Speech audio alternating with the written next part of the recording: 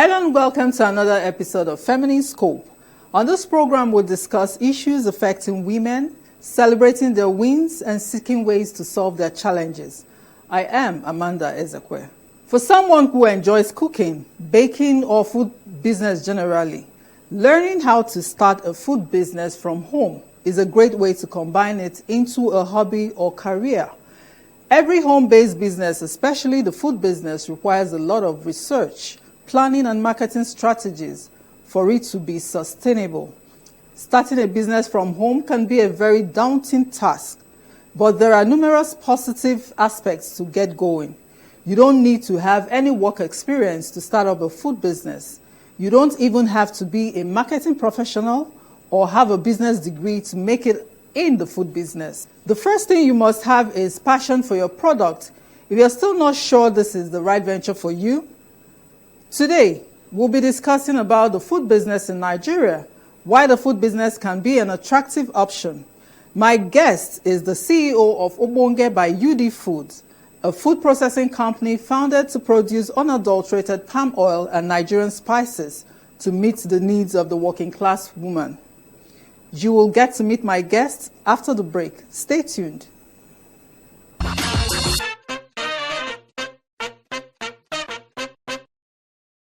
Welcome back. My guest, Uduak Odungide, is the CEO of Odungide by UD Foods, a food processing company founded to produce unadulterated palm oil and Nigerian spices to meet the needs of working class women. Her soup bundle and soup bowls are neatly packaged to make cooking convenient for women. Uduak, who runs a webinar on how to market your business shamelessly, grew the company using video marketing. She's also recognized as Nigeria's 100 most inspiring women by Leading Ladies Africa. You're welcome, ma'am. Thank you so much, Amanda. Thank you. Good to see you, Uduak. Same here. UD Foods. The one and only. The one and only. It's so good to have you here. Thank you so You're a content much. creator. Yeah. You're a food creator. Yeah. Who is UD? Okay, so UD is Uduak Odungide. I'm a mother, an entrepreneur. I started UD Foods 4 years ago. I love to sell. I can sell anything. I mean, just anything. So one day my boss in the office told me that, Uduak, you do this thing effortlessly, because practically everybody that had something to sell, everybody would tell you, can't give it to Uduak. She knows how to sell and she'll collect your money, you know. So she called me one day and was asking, how much commission do you get from these people when you help them sell? And I said, I don't get any commission. I'm just happy to help them sell. And she said, Uduak, you're good at this. Just go and look for what to sell. And the first thing that came to mind was palm oil, because I remember then my uncle used to go to the village, and from Akwa Ibom, he would get palm oil, come to Abuja to sell. And it just struck my mind. So when I went home for my mother-in-law's burial, I had money left. So I just got into the market, looked for good palm oil, and that's how I started. So you just started with palm oil? Yes, just palm oil. With how much capital? After that burial, I had like 15K careless cash. It was 15,000. And I bought 4 gallons. That's the 25 liters, and that's what I came back with. I turned into smaller gallons and sold. Of course, my first customers were my colleagues. And after that, I just kept putting in the money. Then, since I had a 9 to 5, I was also saving part of my salary to increase stock. Yeah, so I could say that's one of the benefits of having a 9 to 5. I've had a side business because I didn't have to ask anybody for money. I didn't have to get any loan. So I was just, at the end of every month, when I paid my salary, I could take like a 20%, 30% and add up to the business. Yeah. You mentioned 9 to 5. Yeah. How were you able to cope? Being a mother, running your home, doing a 9 to 5 job, and still running a business? Okay, so everyone have been asking me the same question. I work on the island. I live on the mainland in Lagos. I leave my home latest 5:30 a.m. Yes. I get to the office before 6:30 because I don't like traffic. And I close 4. After closing, I get back. I resume immediately with UD Foods. I have a nanny, you know. So let me just say UD Foods started just me and my nanny. Okay. So when I get home, she has taken care of the kids. I'm able to follow up with the assignments and everything. I quickly get I was selling practically online. It was 100% online, and I would take orders. But when I realized that I was missing orders, forgetting orders, I knew I'd gotten to a point where I needed to employ somebody, because my nanny is not educated, so I cannot hand over the online platform to her. So, but I was scared, because I was asking myself, are you sure you can pay? You want to start paying salary. So I spoke with a pastor friend of mine, and he gave a very simple analysis, and he said, Uduak, only you will be able to get like 50, 100 customers. But trust me, when you have somebody else on your team with you, you can reach 500.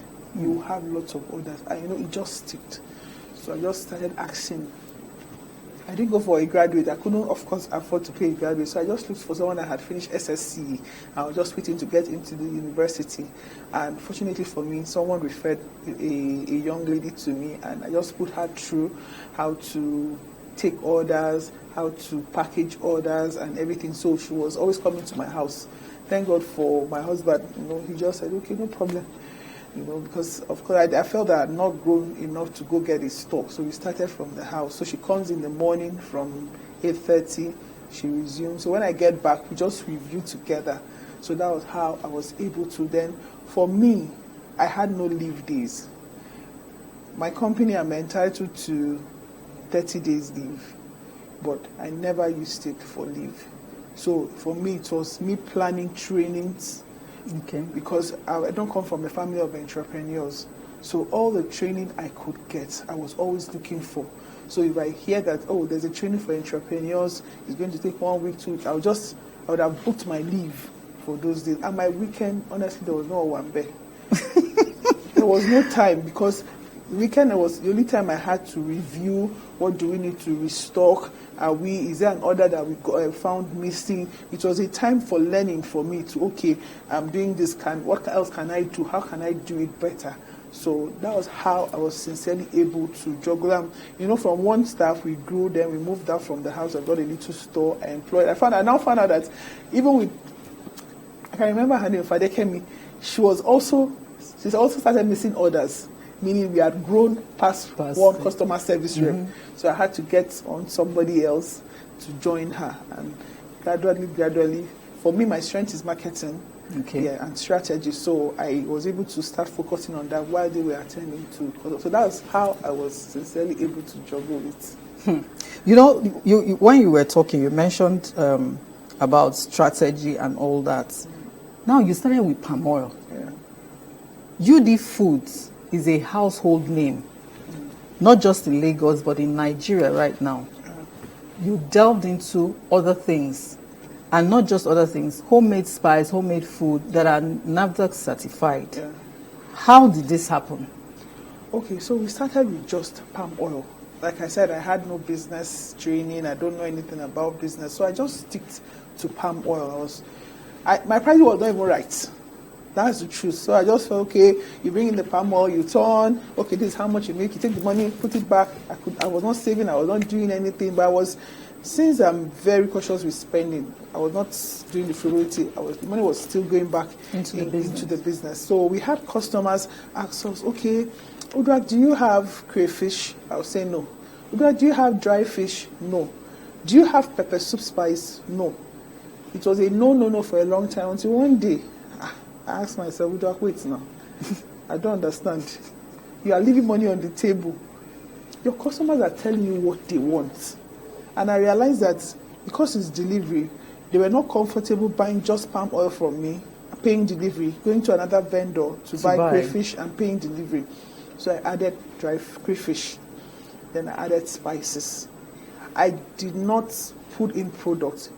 Honestly, from inception till date, the products we've added has been based on what our customers have always wanted. So when they ask us, I pause. How many people are asking for this thing? We have 20, we have 25, we have 50. Oh, that means there's a market for it. So that was how we're gradually able to add up our spices and our products. And we also delved into food bundles. But that food bundle came from my own pain points. As someone that has a 9-to-5, living in Lagos. Exactly. By the time I leave my office 4:30, before I get to mainland, the market is closed. Then it's either I'm rushing, like me say I want to cook afang. So it's either I'm buying afang, water leaf, then I get back get back home, and I'm about cooking. I realize pomo is missing. I'd forgotten to stock fish on because I'm running and trying to meet up. So I told myself, I'm not the only person going through this challenge. There are other working class women. So we put up a soup bundle. Our soup bundle helps working class women make cooking easy. So let me say like afang soup. We've cut and pounded your afang for you. We add your water leaves cut. We put your goat's meat or beef, whatever you want, but more stockfish, everything in the right proportion that you need to cook that pot of soup. And we bundle it up and we deliver, and we have a direction card on how to cook that particular soup. Wow. So that's how that we started adding, and you know, a lot of people loved it because it saved them the time of going to the market, and those that wanted to try out some delicacies but didn't know the ingredients to use, it also helped them. Then those that just felt that they are supposed to use 500 grams of water leaf, but they've been using 1 kg, and they were not getting the right taste out of the soup. That also helped them to perfect their cooking skills. So when was the light bulb moment for you when you started UD Foods? Light bulb moment. So like I said, I always remember it. After we started with 4 gallons. So one day I remember I said I was saving part of my salary, so I'll just take some. If we are doing 6 gallons, I'll take from my salary, it will increase it to 10. So one day I just woke up. I said, why can't I order 40 gallons and sell? You know? I was like, you can do it, order. So I ordered 40 gallons and it arrived.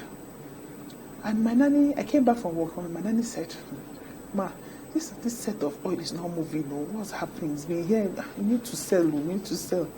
So I just thought to myself, what can I do? So I just went into my bedroom and I knelt down and I told God, I said, there must be a way out, and I believe you are the best teacher. How can I sell this thing? I just heard this word from the Holy Spirit say, you're going to do an advert in Pidgin. Your brand will be the Pidgin brand. That's what you're going to be known for, native. I was like, Instagram, social media is where everybody's doing paparazzi, they're doing the Queen's English. Yeah, so I called a few of the people that I'd met online, and I knew they'd been there a long time. About 3 of them, and they said, oh, no, you'll be so local. No, you can't do that. But I knew it was the Holy Spirit that spoke and instructed me. So I kept fighting. So one day I had a training at the Presidential Library. So we were at Uduak waiting for other participants. So I just got on my phone and I did a video in Pidgin. So the name Obonge Mama was not given to me by anybody. It just came out direct. And for me, it was a proof that when God gives you an instruction, He gives you everything needed to make that instruction come to pass. So it just came out, now maybe Obonge Palm Oil Mama, when you need better palm oil. I did the video and I posted it on Instagram. So before then, I will go to my Instagram DM I'll be refreshing to see nobody has ordered. Hey, Jesus. But immediately I posted that video, you needed to see my DM. How much I want to buy? How much I want to buy? Do you deliver? I was like, what's happening? People were reposting. Then all of a sudden, I had this instruction to wear my native attire and bell. So that was then you just hear bell on Instagram, say, that's Obonge Mama, that's the palm oil lady. So for me, that was the light bulb moment. And for me, that has made my brand stand out. So I'm known for Pidgin. So if I come now and start speaking, my followers will say, Uduak, which one is this one? Nah. So, I'm the Obonge Mama. So now Pidgin, I take sell my markets. So that's for me, for my business, that's been my light bulb moment. That was your light bulb moment. Yeah. And the truth is, when it comes to, of course, anybody who goes into your page knows that that's the selling point. But from that advert you did in Pidgin, you moved into more, which was content creating. Yeah. How did you start that? Okay, so I started doing that in Pidgin. Talking about my brand in Pidgin. It was no more English. And Nelly Agbogo, she's popularly known as Niger Brand Chick, had a trade fair for SMEs coming up. So I reached out to her. And before that, I'd reached out to somebody else and said, I'm beginning to love the way I create my video content effortlessly. Can I create for your brand? And she said, she just turned me off. She said, no, I'm not interested. So I said, fine. So when I reached out to Nelly, I was like, will she say no? But I just sent her a DM. I said, I see that you're planning a fair. Can I do video for you for the fair? She said, oh, why not? And that's how I started creating video using my native. I just thought of something. This thing about the God factor. For me, I can never say beautiful is complete without the God factor. He just keeps dropping that creativity into me. So I just thought, okay, let me do something in native attire. And I did it, and she posted. Everybody loved it. Then I had Kichi Haringo and Gunadi NHN, the convener of War Room. So I started creating video content. I'll remind people every Friday to join in prayer and fasting. And the gift just kept growing. So each time Nelly posted, people started coming to me. I want you to do a video content for me. I want you to do a video jingle. And that is how I started charging. For me, for the first 1 year plus, I didn't charge. I was doing it for free. It was all for free. It reminded me of a video I listened to, a message I listened to by Miles Muro. He said, when God gives you a gift, give it to the world for free. Then when it's time for you to ask them to pay you, you will know. But for the first time, sow it as a seed. So for 1 year plus, even till now, there are some people I don't charge when I'm led not to charge. But that really gave me, 200% visibility. Recently, you resigned your 9-to-5 job to face the food business squarely. Mm-hmm. What led to that, and how has it been? Okay, so I see you smiling. So okay, so for me, I got to that point that I felt that I was being paid for doing nothing. Yeah. So I was doing the same old thing that I've been doing ever since I started my job. So when you talk about trainings, you talk about appraisal, honestly, I was not interested. I was always waiting for 4 o'clock. Let me go to UD Foods. So at that point, I knew that enough is enough. Yes. Uduak, you've gotten to that point. You need to, since you're not happy, of course I had wonderful bosses. I had wonderful colleagues. My kind of office is a place where when you get in there, the worries of the world, you leave it at the gates because everybody's happy. We are excited, we are just, we're like a family. But after that, I just felt I was paid for doing nothing. There was no self-development. I was not bringing new ideas to the team. I was not providing solutions. So it was just the old thing I was doing. So I just said, no, I think let me face squarely UD Foods. And that is how I just felt. And it was a very difficult decision because I was scared. But I went back to God in prayers, and I was just seeing different scriptures of fear not. I was just seeing fear not from different angles. And for me, it was a confirmation. And honestly, I did challenges a lot. But when God is leading you, He gives you the grace for every phase. I don't regret resigning, honestly. UD Food is 4 years old. From then till now, how has the growth been? Knowing that you've diversified into different things, and knowing the kind of person you are, I know you will still go into more. Because I see you advertising akara and bread in the mornings, aside from, homemade meals that you do. What inspired it, and, how has the growth been? Okay, it's been amazing. It's been amazing. I look at myself and I'm like, is it this shy person that is always by herself? And, so today people will say that when they see me physically, they're like, come on, Instagram, you're a noise maker. I say, well, this is the real me. You need to make the noise on Instagram before you sell. So I have to make the noise. So we started with just palm oil, like I said earlier, spices and everything. So one day I went on. I love videos. I create videos effortlessly. So I just went on Instagram Live and I was teaching them how to cook my native delicacy,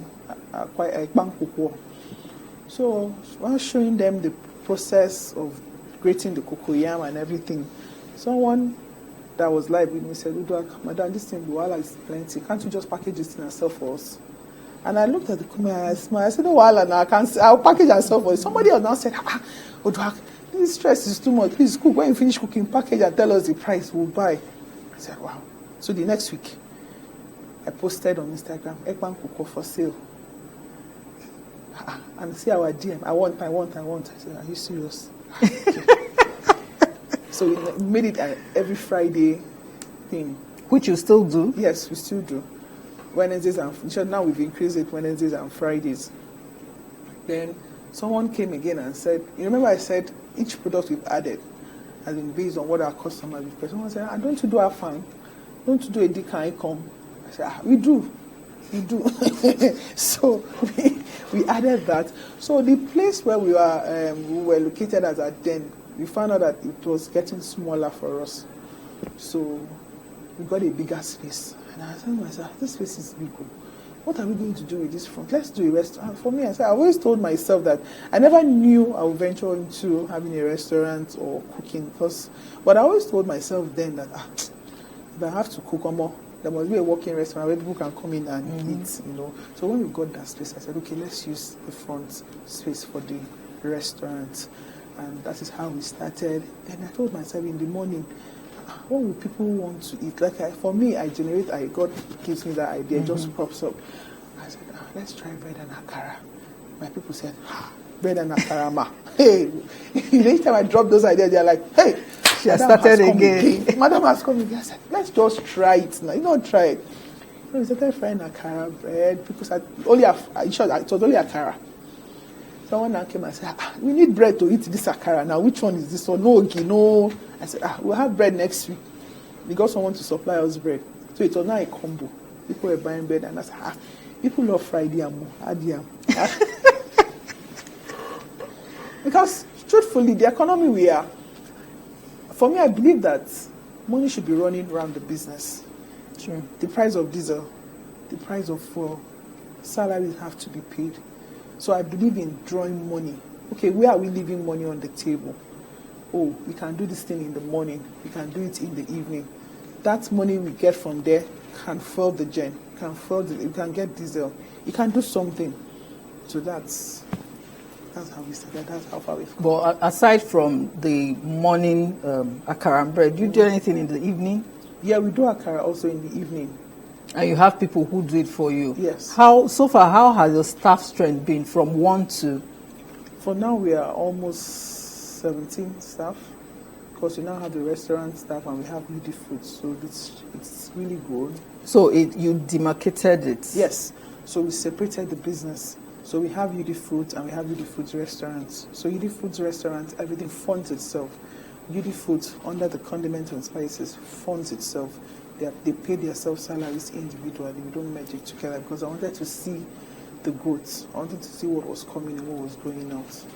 How has it been running a business and running the home, knowing that the kids are still growing? So it's been your something work-life balance. I've been very intentional about. I wake up, since I don't have a 9 to 5, so we don't do school bus again. I drop the kids. So in the morning, dropping them is the time where we bond. In the afternoon, what I now do is I pick them up myself. Except I'm extremely busy. I have to call my nanny to come pick them. But I try to, that morning time, we gist, we discuss, we pray together. Picking them up in the afternoon, we are on our way home. I'm asking how you're doing, what subject was difficult. Then in the evenings, I try to come back early. Some days. There are some weeks I just say, this week I'm coming home 6 o'clock. Even my son will say, Mommy, are you sure? Are you sure it's 6 o'clock? That's what he said. So I just dedicate that time. But I try to balance it up. And thank God for me also, very instrumental has been my nanny. She's been with me for 9 years. Wow. So she knows in and out of everything.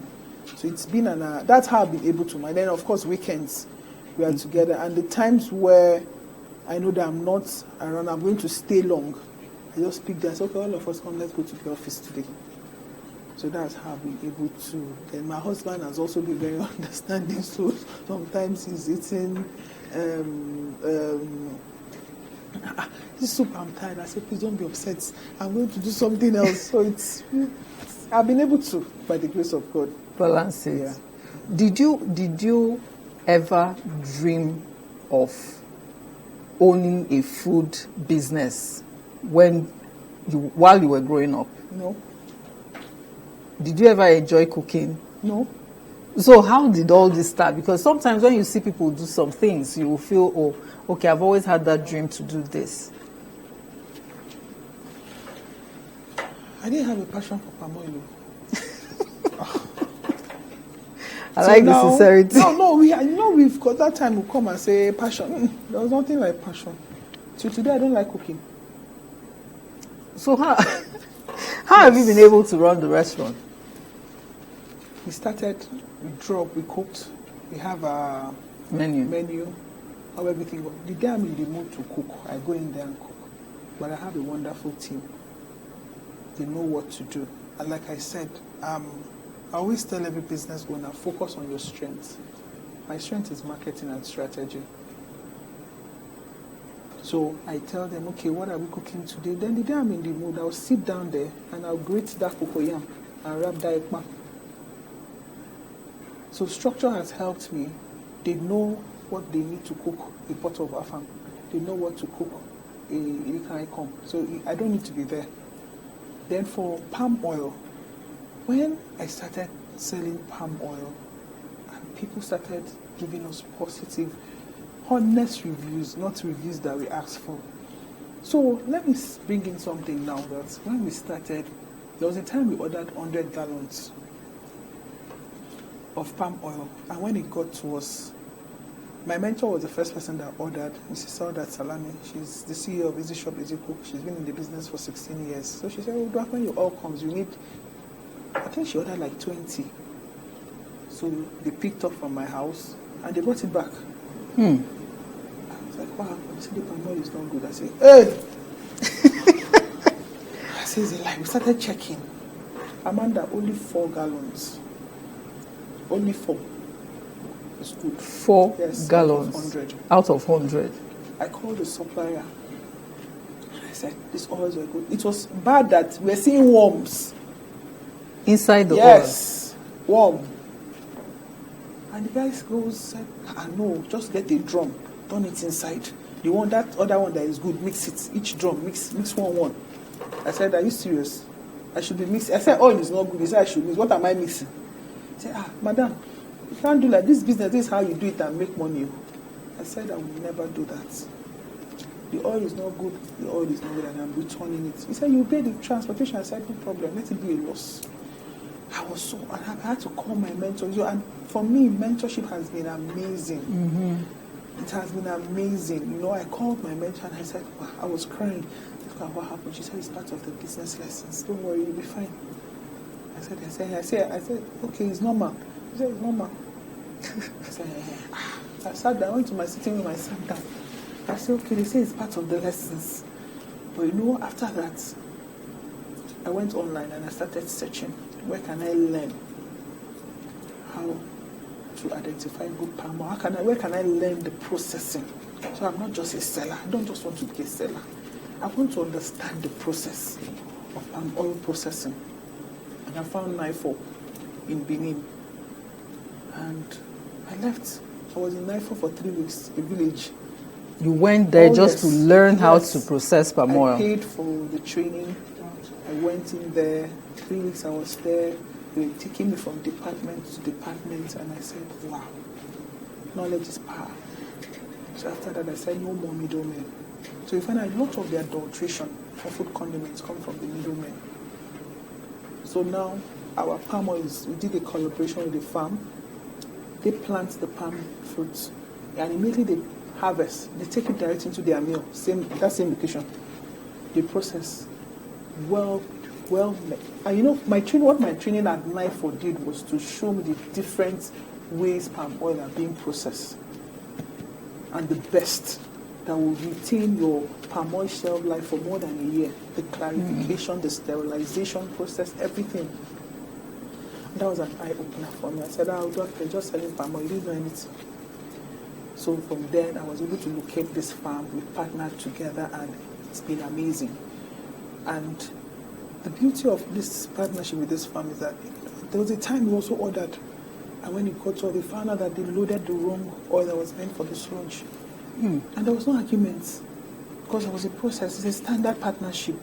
There was no, we are not shouting up and down. Just, oh, these oils are not. And the beauty about it is after each processing batch, it's taken straight into the lab to test and make sure that it's fit for human consumption.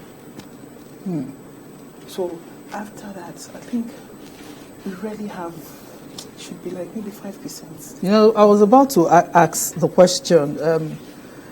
Now that we're in the era of, you know, people trying to eat healthy, how can you encourage and, you know, let people know that you can still eat organic food without, you know, going artificial?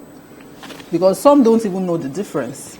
So what like for us now, we decided to do a live every week, just come up, talk about these things, bring in nutritionists, bring in dietitians, bring in people in the food sector to come and educate us more. Because honestly, we can't do it. I can't do it alone. I can't do it. Like for us now, we have this kuli oil, peanut oil, and I honestly didn't know it has so many benefits until I brought in my sister is a nutritionist, and I told her, please, I'd like to know more about this oil. And by the time she was educating us, so when our customers want to buy, we tell them, oh, this is it, this is it. I said, are you serious? They buy.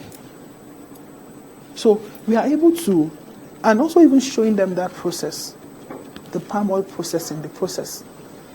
It gives them that confidence that, oh, I can see what this girl is doing. We're not just buying off the market. Because that's where it happens. You see them buy 2, they bring 10 that is bad, they mix it up. And we're also very, like our spices, people are trying to reduce MSG intake and all that. So we're trying to, our spices don't have those things.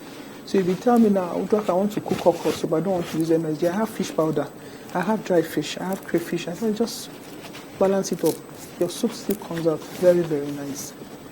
So we try to educate them on the benefits of those products. Then we get people to come on our live. And one thing we also want to do now is emails, weekly emails, where we send in diet tips, how to eat healthy and all that. We'll be going on a short break, and when we come back, we'll still discuss about the food policy when it comes to food processing in Nigeria. Stay tuned, don't go anywhere, we'll be right back.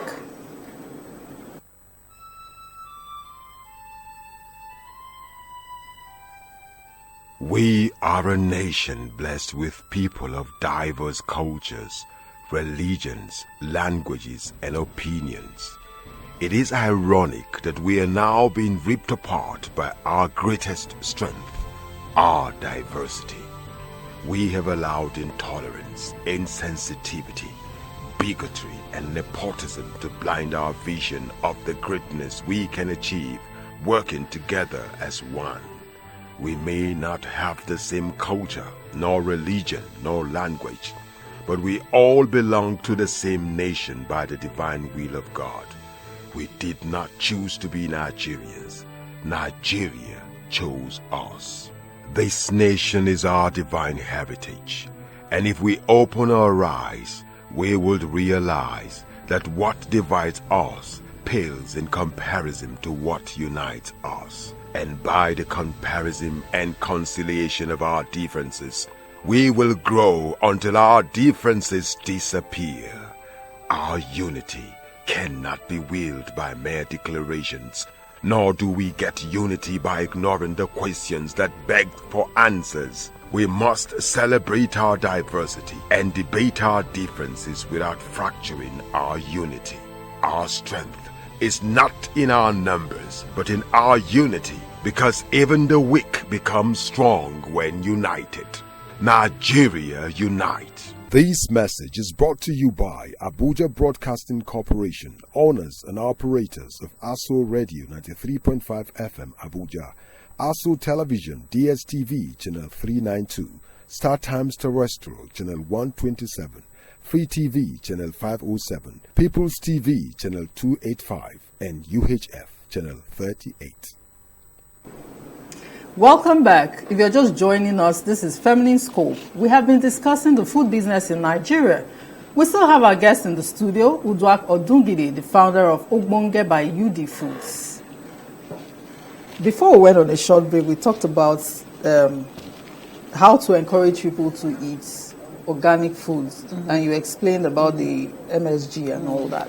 Now let's come to the policies. Okay. How has government been interested or involved in this, being the food business? Okay, so I feel for me the first government policy that I've really seen is the NAFDAC, because for us now it was a tedious process. Before, when I hear NAFDAC, I'm like, but what NAFDAC helped me do was to put together my SOP. It was not business as usual anymore. When I decided that, it was time to get my NAFDAC registration. And I just felt it was something that I would just go, okay, pay, and I'm given. When they started giving me, okay, you say pepper soup spice, what are the ingredients? What are the botanical names? I had to go into research mode. For real? Yes. So that SOP is what we are still using till today, 2 years down the line, and that's what we'll still use. So it has really been really helpful. Like the palm oil now, they came, they checked the factory. There are some equipment that we are using that they said, no, for human consumption, you shouldn't use this equipment. This is what you should use. This is what you should not use. So that really helped us. So I think they are doing a very good job, because it also helped us get more conscious. Like when we wanted to start supplying supermarket, everyone was like, no, you don't have NAFDAC, this, that. So, but the way the process, they were well detailed from the lab. In short, I didn't even know there was something like lab analysis. They took it to the lab, they tested the oil. It was then I really understood the benefit of a good clarification process when palm oil, because it detected everything. So that has also helped for me. It has helped a lot of food business owners, because going through that, I even have a friend too that we were talking to. She said, man, Uduak, when NAFDAC came, I learned so much. So organizations like NAFDAC have really helped the food industry.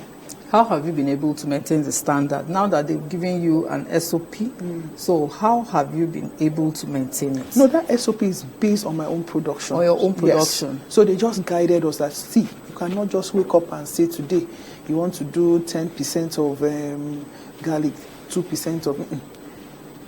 Produce based on how you produce and have that standard, so that even when I'm not around, even when the other person, this is the standard, this is the 100% standard that we're using. So it was not them giving us, it was them based on what we produce, this is how we produce, and them guiding us on how to put it together and corrections. Talking about your business, how have you been able to source and maintain staff? Because that is where the challenge is most times for entrepreneurs. So for me, I ask a lot. But because for my kind of business, the front end I need graduates, but the back end of my business, we don't really need lots of graduates. So I ask, okay, do you have someone that needs a job? Then you come.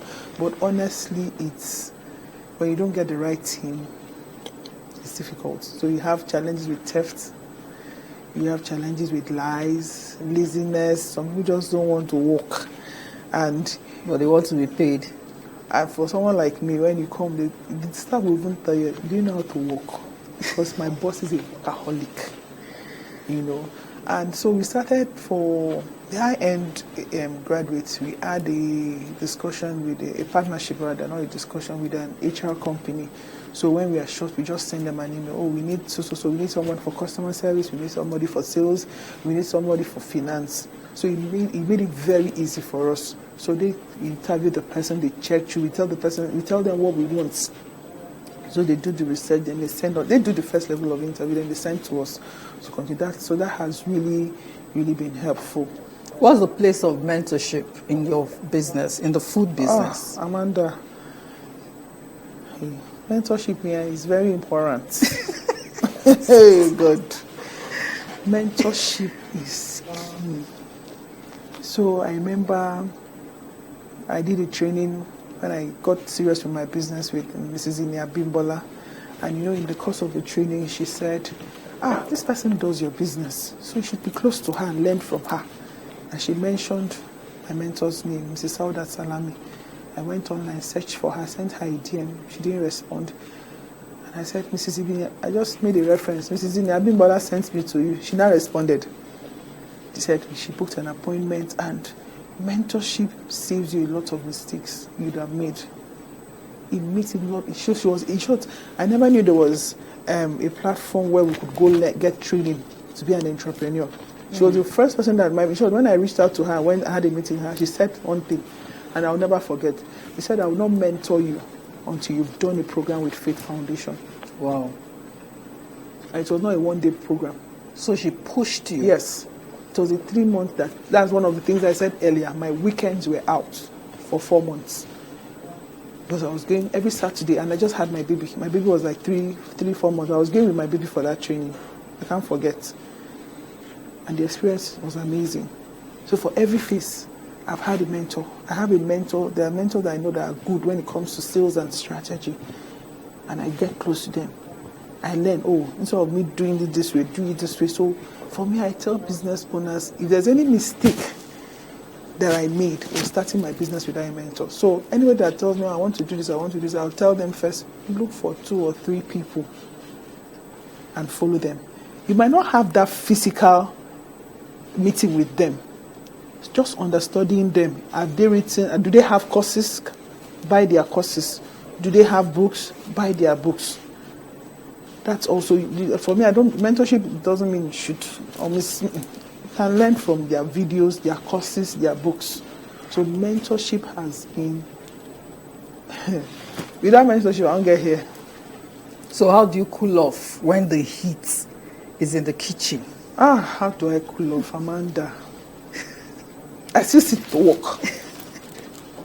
I just sit and I work. Or sometimes I'm not a movie person, I'm not a going out person, so I just lay down, I sleep. I think for me it works. When I sleep and wake up, I'm better. So anybody going into the food industry right now, what do you have to tell that person? Get a mentor. First, go for an entrepreneurship training.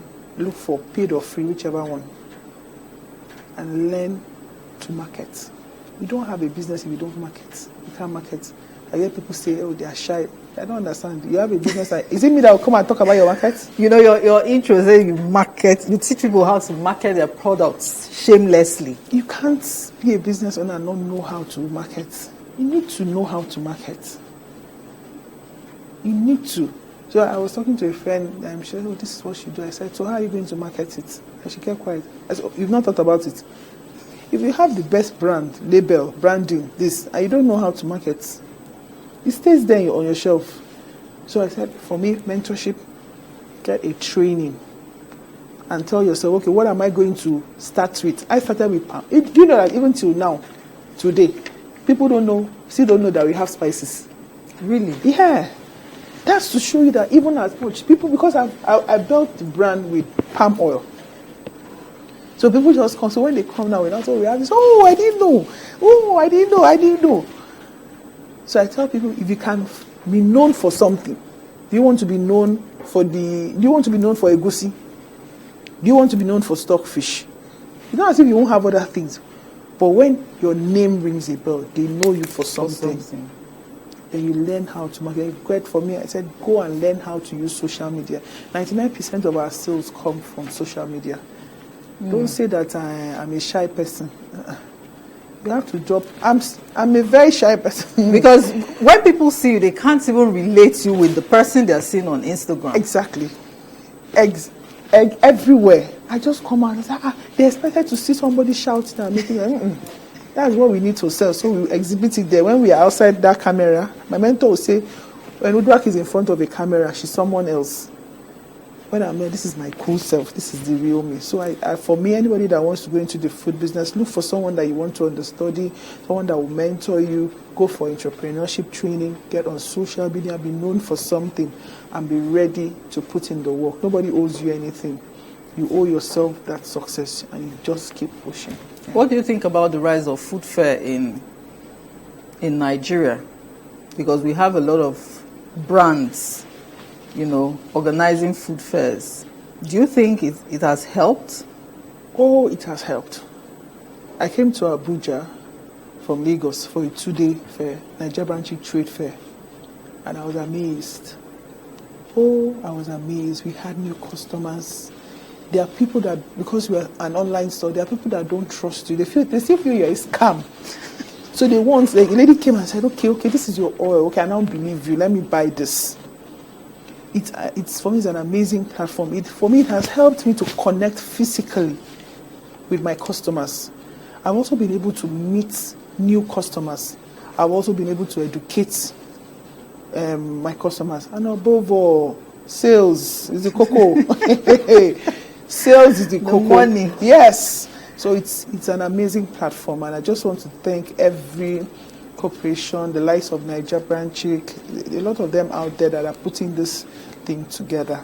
Like when we came to Abuja, like my staff said, we don't know anybody in Abuja. I said, don't worry, let's go. We have customers that are waiting for us. And she was wild. After the 2 days, we sold out on our palm oils. It wasn't even enough. Yeah, because I came and I saw for myself, especially female-owned businesses, which I noticed was, the focus of that trade fair. Yes. Women are doing amazing things. Yes, we are. Amazing things. Amazing. It's also a platform where you network. There are things I see other women do, and I'm like, this is an amazing product. And it's also a place where you come hug each other, show love, you're inspired. Oh, this person, look at how she did this. Oh, I think I can also do that. So like they always say, it's collaboration over competition. So it's been an amazing platform. Do you believe in what women say that women don't support each other? Well, I don't believe that. I'm going to give you an example. The last trade fair that we did in Lagos, Nigeria Branch Trade Fair, a lady came and was saying, in case I know somebody that this is what she sells. And so she left. I told her, no, don't leave.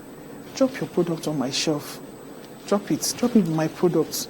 It won't be easy coming to call people. Just drop it. So when they see, you come, you talk, tell my customers. It was amazing. People kept asking, I'll call you, come and explain. And they sold. Here in Abuja again, a fellow vendor that sells, I don't sell beans. The customers were already, I said, do you have beans? I said, no. So I know, this lady has beans. So when she came, I said, bring your beans, come and keep it here. We sold a lot for her. So it's collaboration over it. We support. For me, anywhere I can support, I support. Yes, because people feel, women are always competing instead of collaborating because it moves their businesses faster. I also feel that maybe some women are not also ready to pay the price. You just want to ride off on another. You also have to be willing to. Someone that came from her home with goods, there's no how I'm not going to support the price. I told her, bring your beans. People were asking, is this your beans? Yes, it's my beans. It's nice. Bye. So that is it. So for me, I don't look at the competition. If there's anybody in my head, how are you doing? Okay. She now is in my sector. She sells beans. She sells Ijebu Gari. We also sold Ijebu Gari. So she just knew, okay, she can't bring her Ijebu, but I don't have beans. So bring the beans. And you know what again? I took my palm oil to her stand. And she helped you to sell. Then there was another chef Nika was there selling cooked food. I took palm oil there. I said, when someone is buying rice, they will look at the oil. This is nice. And they will buy. So that's all collaboration. Now let's go to your other side, the digital marketing. Okay. How has it grown your business? And how have you been able to support other women teaching them how to use digital marketing for their products? Okay, so digital marketing is wide. So for me, I just took the content creation part. So what I do, that I found out that a lot of women are shy. They have amazing products, but they are shy. How did I even stumble on Instagram? When I started selling to my colleagues, I woke up one day and told myself, if my colleague buys 1.5 liter, it's going to take them 3 to 4 weeks to finish it. So while waiting for them, who am I going to be selling to? So that's when that idea dropped, social media, Instagram to be precise. So for me, my sales, like I said, 99% is from Instagram, Facebook, WhatsApp. So I've been able to, and what has really helped is because I'm showing my face. I'm showing you how to use the product. I'm showing you, I'm making funny videos, exciting. So we've had this video challenge bootcamp that I put together for entrepreneurs. So it's a 1-week bootcamp. I tell them how to create the content, what type of content to create. I talk to them about their mindset. I tell them, look, and we've done like over 200 students ever since we started, because I make them, I'm always super excited about the testimonials, because you see someone say, I used to be I never believe I could do this. Uduak, this video challenge bootcamp has helped me. So the essence of that is just to tell other women that, look, I am also an introvert. I'm a very shy person, but I've come to realize that as a business owner, you have to drop the shyness at home and carry that bold face and market shamelessly. Like now, we also have a course coming up, how to market your business shamelessly. You need to be able to do it. At the fair, I was ringing my bell, throwing my palm oil up. Because for me, if God has given me that opportunity to have a business that blesses people, I shouldn't hide it. The world should know about it. So what we do with content creation, we teach business owners how to create content shamelessly and how to stay consistent, how to be creative. Now, a young girl who will decide, or who has decided to go into the food business, is listening to you now. Mm-hmm. What advice would you give her? Because from what you're saying, she might think, oh, this thing is very easy to do. Mm. You are experienced in that industry. What would you tell her? Resilience. That's one word. You're going to see challenge. It's a very profitable one, but you're also going to face challenges. But your why will keep you. When I remember customers tell me that your product is amazing, I've been looking for good oil. It keeps me going. So that's why I'll lose money and I'll still stand and say, this business must continue. So if you're led to, and you're convinced that it's a sector you want to go to, learn the rudiments of the business. If you want to go into crayfish, don't stay in Lagos and say, where are they producing crayfish? That is one of the things that has helped me. I don't stay in Lagos to say, you see that crayfish, I go to the river, I go to the riverine areas. To the mill, I go to the mill, I spend nights there. So if you said, oh, you want to do it, which state is producing egusi? Where are they doing it? You take yourself there. It helps you, it enlightens you in that sector. And before you know, you become a don. You are the one telling you, I'm telling you now about palm oil, the processing, because I've gone through that process. So I tell people, if you want to go into the food business, take a niche. Which one do you want to do? Don't go be everywhere. Take one first. Take one and understudy it. Learn it very well. Own it.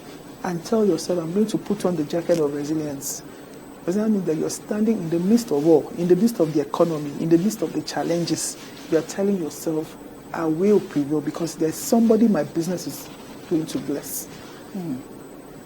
So when you remember that, there was a time we didn't have, production was slow at the farm. We were calls for palm oil. I had to go down to the village. I had to go back to the mill. Like, what is happening? I could have well shut down. It keeps you on your toes, yeah. And for me, I stay on the positive side of life. So you're hearing all the negative things about the economy. I choose to stay positive. I'm finding if there's anything my team member know, they always say that you can't tell me there is no way out. There is a way out. What is the way out? Let's think through the way out. So you come in with that story that I'm going to prevail here. Challenges will come. Let nobody tell you that the challenges is plenty. Or Yoruba will say, oh, boy, it's plenty. But your why did I start it? Why did I start it? I didn't start it for money. Money is along the lines. No, can't be running business and we are not. No, we adjusted it. That's why I said there's nothing like passion for palm oil. I found a need and I said, okay, this is the solution to the need. I started earning from it, and gradually I grew to love it. So that is why I would go to a village and stay for 3 weeks to understudy the process, what is involved. I'll tell them, just identify that niche. Don't start with everything. Just take one thing. If it's beans, anywhere they are calling beans, let it be your name they are calling for.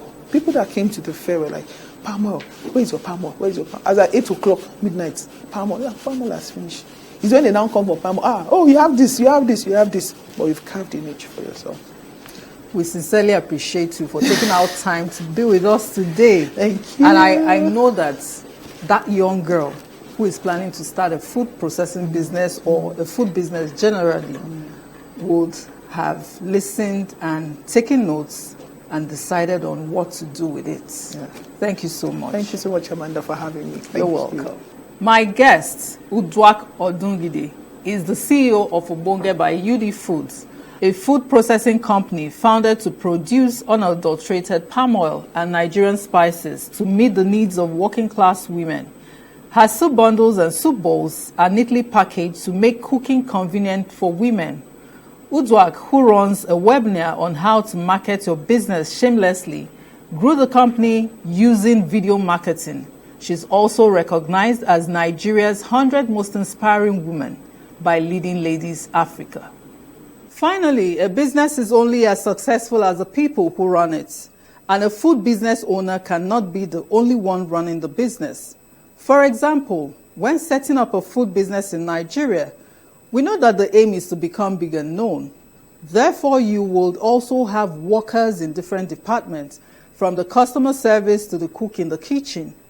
Everyone has a role to play. Female food entrepreneurs are building businesses and at the same time managing their homes. Some government policies have not been fair to the food business. Our guest, Uduak Odungide, who started her business just selling palm oil. She added local spices, grew into selling soup bundles for upwardly mobile women who don't have time to go to the market. And recently, she opened a restaurant where you can get homemade meals. She turned her hobby into a business and have continued to empower women using digital marketing to grow their businesses. That's the much you can take on the program. Until next week, bye-bye.